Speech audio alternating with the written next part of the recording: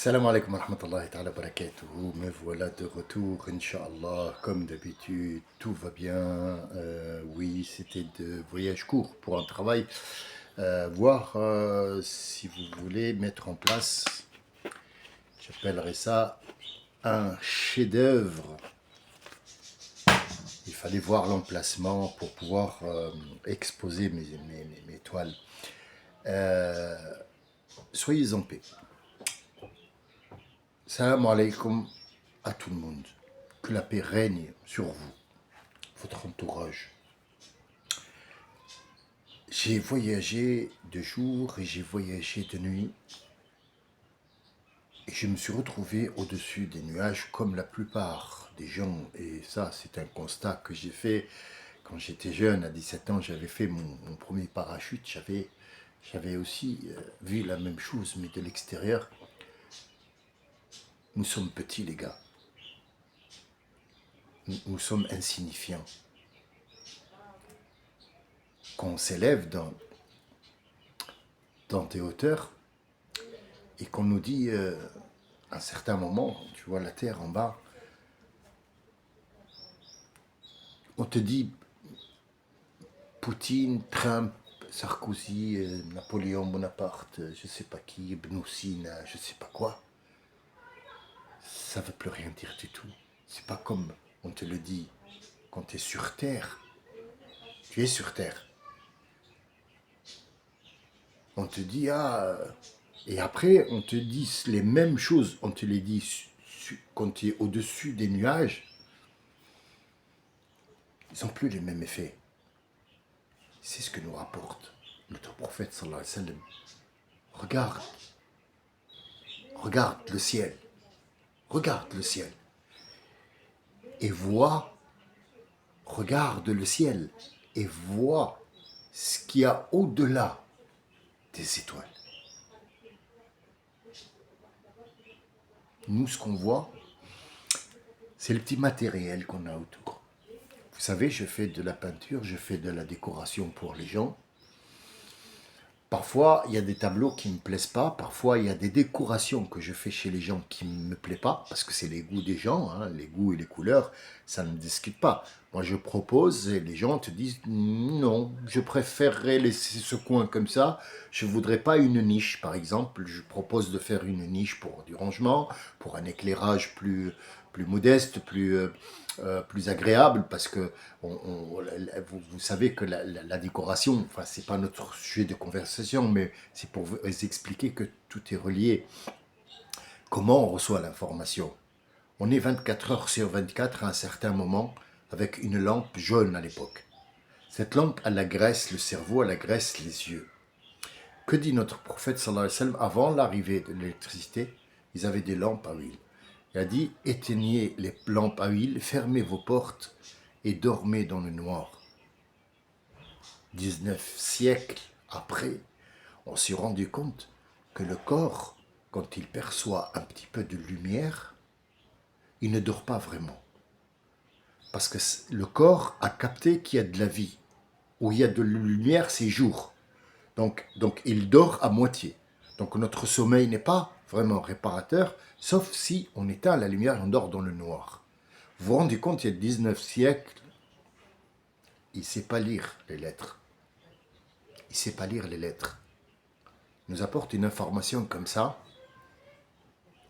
il faut enquêter dessus. Pourquoi le prophète sallallahu alayhi wa sallam, à l'époque, quand l'islam était là, pourquoi ça a duré 13 ans 13 ans pour marquer la foi, la croyance. Pourquoi 13 ans?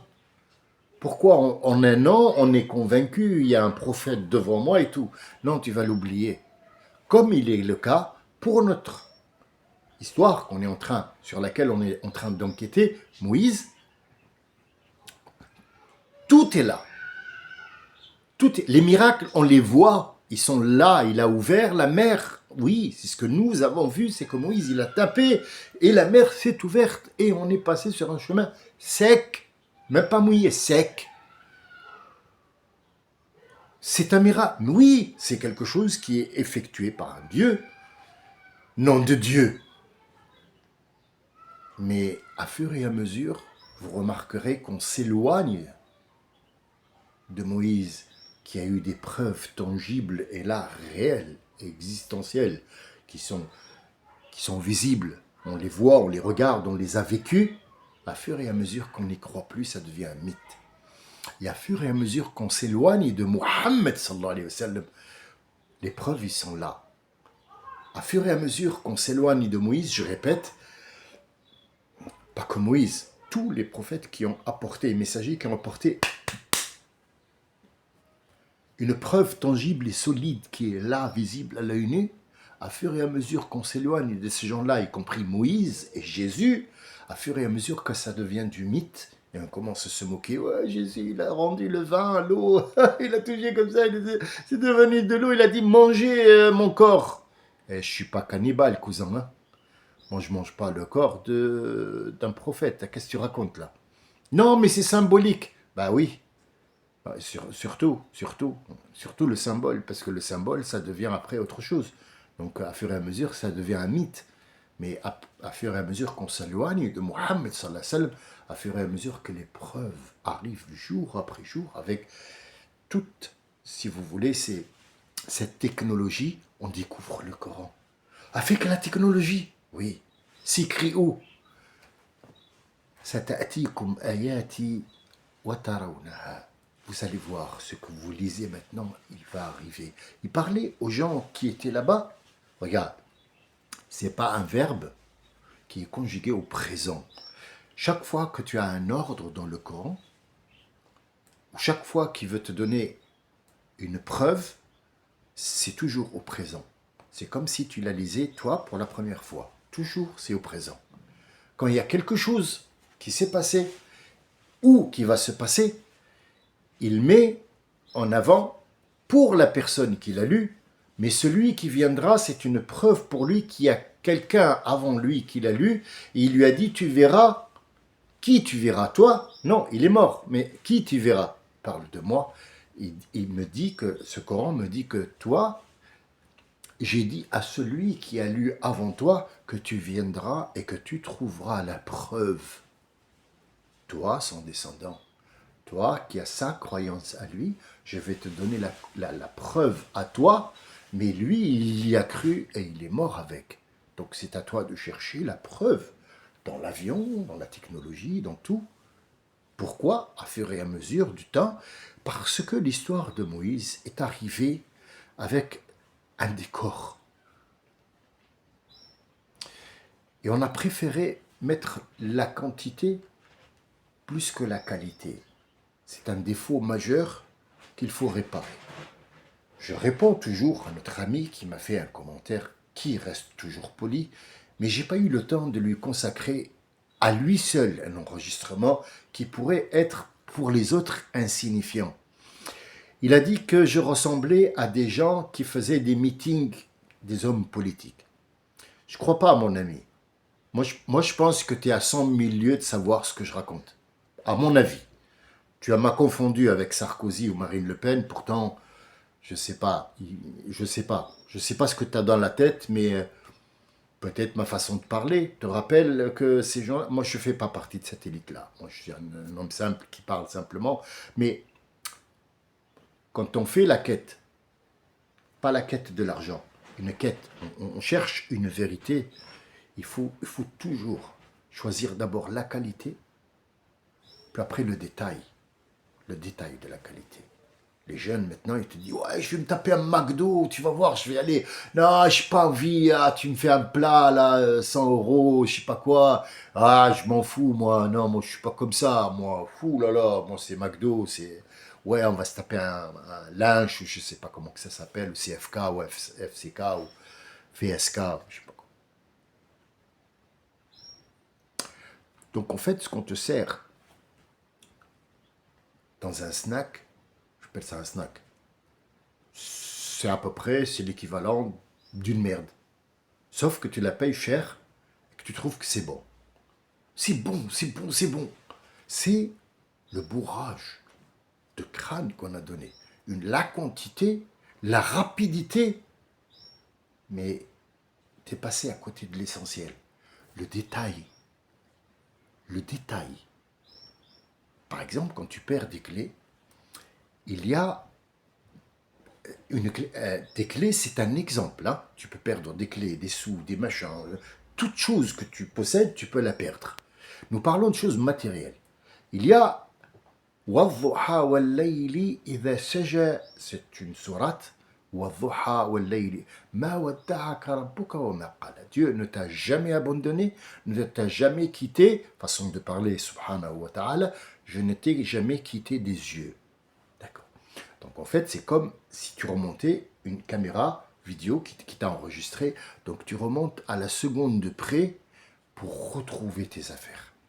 Cette sourate te donne du matériel, pas électronique, non, non, non, non, non, céleste, pour retrouver tes affaires insignifiantes. Mais pour retrouver la foi, j'ai perdu la foi, comment je fais? Qu'est-ce qui fait que je retrouve cette foi? Le prophète, il dit la foi, elle vieillit comme... Et qu'est-ce qu'il faut faire? Il faut absolument faire régner l'ordre et la paix. Mais comment? Comment, quand il y a une guerre, toutes les 5 secondes, et toutes les 5 secondes, il y a un déclenchement de mort? Allah, il te dit, c'est pas ton affaire ça. Là, tu touches à quelque chose qui te dépasse. Pourquoi? Parce que tu as eu l'habitude. La vente en gros. Non. Cherche le détail. T'occupe pas de Gaza. Gaza, la Bosnie, le Tchétchène, Kiev, c'est pas ton problème. C'est pas ton problème. Moi, ce que je veux que tu saches, c'est que ce qui se passe devant toi, c'est déjà produit. Et il se reproduit tout le temps. Mais pour toi, si tu crois en moi, si tu crois en quelque chose, il faut me prouver que toi, tu suis le détail. Le petit détail, le grain de sable qui va commencer pour finir en Sahara désert. Et oui, parce qu'il a commencé par un grain. Si tu marches, ta marche, elle commence par quoi? Dis-moi, par un pas. Même pas. La marche, elle commence par l'intention, puis après le vouloir, puis après le désir, puis après le courage de se lever pour aller marcher. Ça n'a même pas commencé par un pas. Alors comment le désert a commencé? Par un grain. Grain sur grain, ça fait des dunes de sable. Et ça, nous, on n'a pas cette façon de voir les choses. Celui qui va m'écouter, il va dire « Ouh là là, celui-là, il est saoulant, mais il va me saouler avec ses histoires. » Pas du tout. Pas du tout. Moi, je t'ouvre les portes que les autres t'ont fermées. Ça veut dire que les autres, ils te proposent des trucs alléchants. Et là, j'arrive directement, j'atterris sur le fait que Pharaon allait tuer Moïse. C'est-à-dire, il allait dire aux gardes, ils sont 2, allez, tuez-les. Mais le prêtre, derrière, il lui a dit non, non, non, si tu le tues, tu vas en faire un martyr. Pourquoi? Parce que Pharaon, le pharaon, a utilisé son pouvoir sans regarder qu'est-ce que ça inclut par la suite. Ça inclut quoi? Il a cru défendre son pouvoir, mais il va sombrer dedans. Donc en fait, Rabbi va faire durer, Allah il va faire durer le massacre de Pharaon lui-même, il va se massacrer. Donc il va lui envoyer qui lui dit non, n'en fais pas un martyr, parce que si tu le tues, même les Égyptiens qui vont venir avec toi, ils vont dire merde, on aurait dû aller avec Moïse. Je pense qu'il avait raison. Donc ne fais pas ça, mais donne-lui un jour où on va l'humilier avec de la magie. Et il va choisir le jour où il y a beaucoup de décors. Ça s'appelle Yom Zina, le jour du carnaval. Il y a un jour où il se fait un carnaval, ils choisissent la journée la plus chaude. Pourquoi? Parce qu'avec le soleil, ils vont d'abord avoir des hallucinations. On appelle ça un coup de soleil. Pas un coup de soleil de bronzage, mais des hallucinations de la chaleur. Quand tu es dans le désert et que tu vois loin, tu vois un mirage. C'est de l'eau. Tout œil qui se respecte et qui s'appelle œil voit de l'eau. Or, tu vas courir beaucoup derrière cette eau. À chaque fois que tu arrives, tu trouveras que des dunes. C'est le mirage. Ils utilisent cette chaleur-là pour d'abord donner la présence, mettre en place le mirage. Après ce mirage, il y a l'or, beaucoup d'or, beaucoup de paillettes. Regardez ça, ça n'a pas changé. C'est la même chose. Vous regardez maintenant le Fashion Week et les machins et les Ward Gram ou je sais pas quoi, ou Télégramme ou Télégraphe ou je sais pas quoi, les trucs de nus, des femmes nues, des poitrines, des chérofètes, des décorations, c'est la même chose. Yaoum Zine, le carnaval n'a pas changé jusqu'à aujourd'hui. Regardez à Venise quand ils font des carnavals ou à Rio le carnaval. Les gens ils deviennent fous, ils regardent même plus ce qu'il y a, ils voient autre chose. Et c'est ça, Yaoumezine. C'est le carnaval. Et on va mettre de l'or. Et Pharaon va sortir dans ce truc. Et l'autre, Qaroun, il va sortir dans son or, dans son richesse, les bagues jusqu'au bout des doigts, de l'or partout, de la décoration. Donc en fait, les gens, ils sont fous. Ils deviennent fous. Or, il y a un monsieur qui est là, avec des vêtements, avec un bâton dans la main, lui et son frère, et avec une barbe, et leur dit, venez nous rejoindre pour aller vers Dieu. Qui ils vont choisir? C'est pas pour rien. Le prêtre à l'époque, c'est pas pour rien qu'il a dit ça. Avec la chaleur, ramène-moi tous les gens qui font des illusions, qui font des illusions, on va leur montrer comment on fait une illusion, comment on jette un truc qui tu as l'impression qu'il vibre. Parce que là, c'était pas des serpents. Vous voyez, quand on vous donne la quantité et qu'on ne cherche pas le grain de sable, on est toujours dans la confusion. Oui, mais c'était des serpents parce que mon père il m'a raconté l'histoire. Ouais, qu'est-ce que tu racontes? C'était des serpents. Non, relis. Lis Taha. Sors-moi le mot serpent. Sors. Le mec qui m'a dit que il avait l'impression d'entendre des hommes politiques. Moi, je pense qu'il parle pas en arabe. Sûr. Je lui ai même écrit, je lui ai répondu. Je lui ai dit que tu parles pas arabe. Parce que tu confonds. Tu confonds entre vérité et homme politique. L'homme politique, il faut absolument qu'il donne de l'espoir aux gens. Il sait très bien qu'il ment. Les gens savent très bien que cet homme politique ment. Le Pen, ce matin, il est rentré à l'Élysée. Ce matin. Ah oui, j'ai entendu ça, moi, dans l'avion. Moi, je suis venu tôt le matin et j'ai entendu dans l'avion les informations. Elle était à l'Élysée, elle a été reçue à l'Élysée pour voir un petit peu le programme du Premier ministre concernant je sais pas quoi, là, les machins, les trucs. Et donc, elle parle encore. Elle est là encore, elle met son poulain. Voilà la différence entre moi et ça, c'est que moi, je ne fais pas de politique, je ne veux rien de toi. Mais elle t'a volé, et elle continue à te faire les gestes à la con là, et les mots qui veulent rien dire combinés pour t'embobiner, pour que... C'est la même chose. Aujourd'hui, je voulais mettre l'accent sur les dangers que va trouver Moïse. Les dangers que va trouver Moïse. Nous avons parlé des hommes qui vont faire l'histoire de Moïse. Nous avons vu les femmes qui vont jouer leur rôle pour que Moïse existe. Et quand je dis Moïse existe, c'est Dieu qui a créé et les femmes et Moïse. Mais nous parlons de cette histoire comment elle va être posée sur quel socle? Qu'est-ce qui t'est demandé, Moïse? Tu vas combattre un homme qui se prend pour Dieu, qui a des armées de soldats, qui a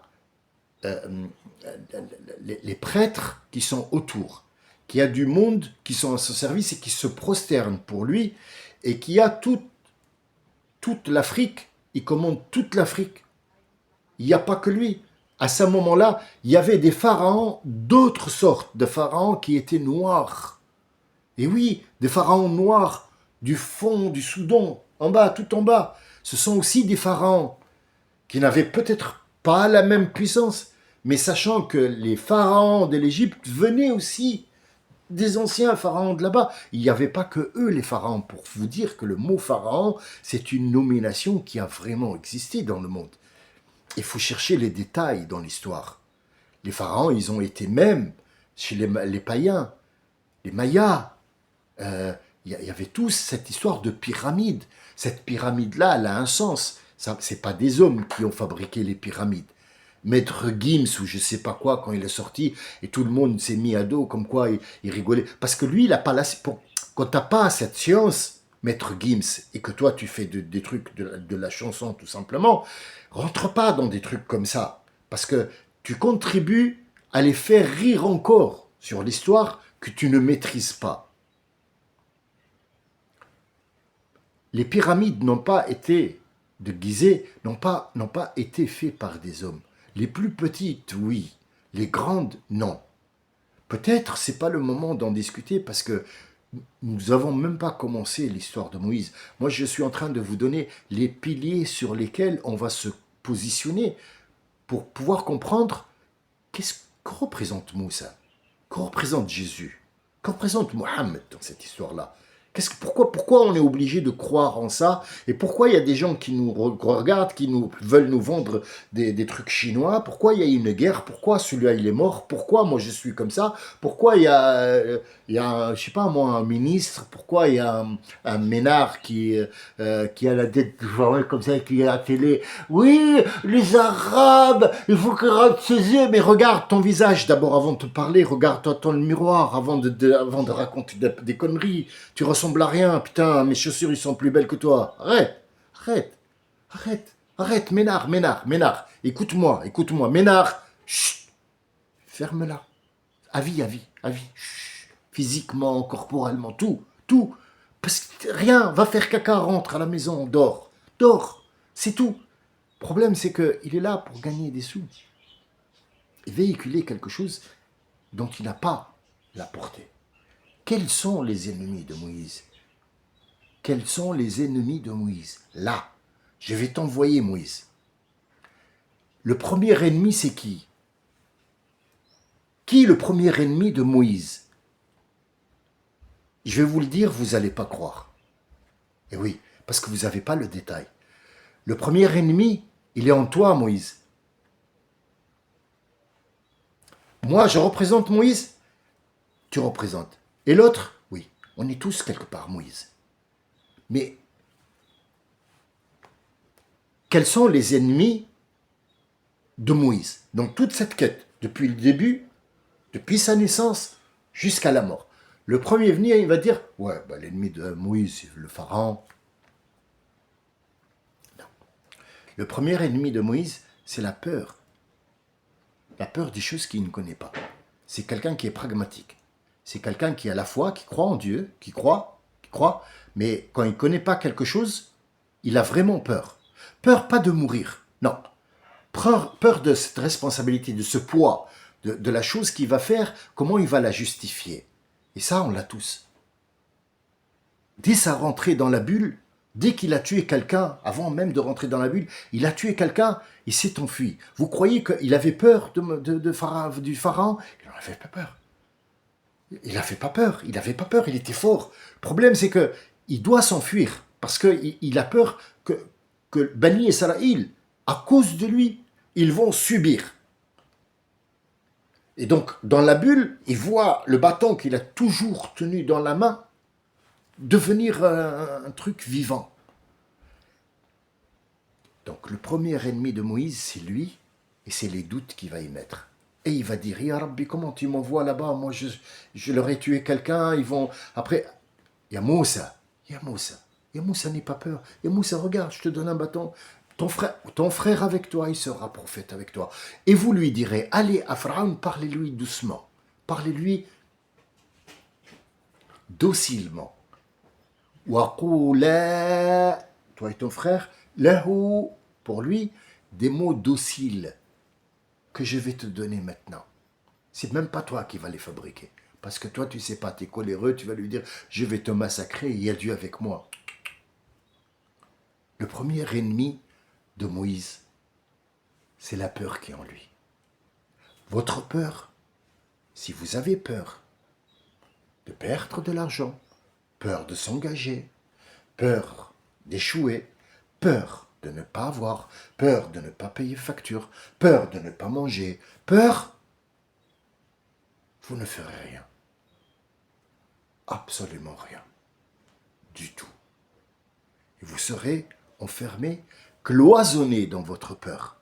Donc le premier ennemi de Moïse, c'est lui-même d'abord.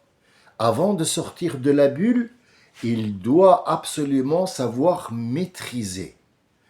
Et quand il a maîtrisé sa peur, sachant que Dieu est avec lui, il lui a dit « Je te regarde et je t'entends, subhanallah ».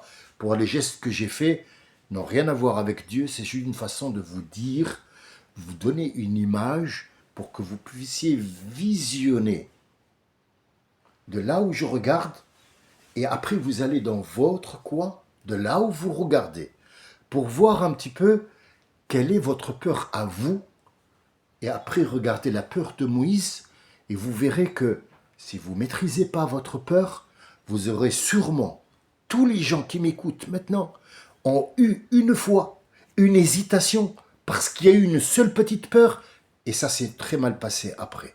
Pourquoi? Parce qu'il n'a pas maîtrisé la peur. Ou alors, peut-être ça s'est bien passé, mais il n'est pas allé au bout de ses rêves, il n'est pas allé au bout de son chemin, il a choisi un autre chemin, un virage, parce que c'est la peur qui l'a dominé. Et maintenant, ce qu'ils font, c'est la même chose qu'avant, ils te dominent avec la peur. Donc le premier ennemi de Moïse, c'était lui-même. Il y a encore 4 ennemis à voir. 3, excusez-moi. La première, la peur, sa peur à lui, fait partie des 4 ennemis de Moïse. Nous avons vu 4 hommes, nous avons 4 femmes, nous allons voir 4 ennemis, puis après on verra autre chose. Après, vous verrez que l'histoire commence comme une toile à prendre une valeur quelque part. Je vous remercie pour votre écoute. Je vous dis que malheureusement, ou heureusement, je ne sais pas, je vais voyager encore cet après-midi. J'ai fait ça toute ma vie. Donc je vais à Rome, mais ça sera terrestre cette fois. Et je reviens tout de suite. C'est pas loin, Rome, elle est là, il n'y a pas de souci. Et puis je reviendrai. En attendant, même dans le train, si je trouve je finis de faire mes dessins et mes trucs, si je trouve un instant, je vous téléphone. Je vous dis salam alaikum wa rahmatullahi wa barakatuh.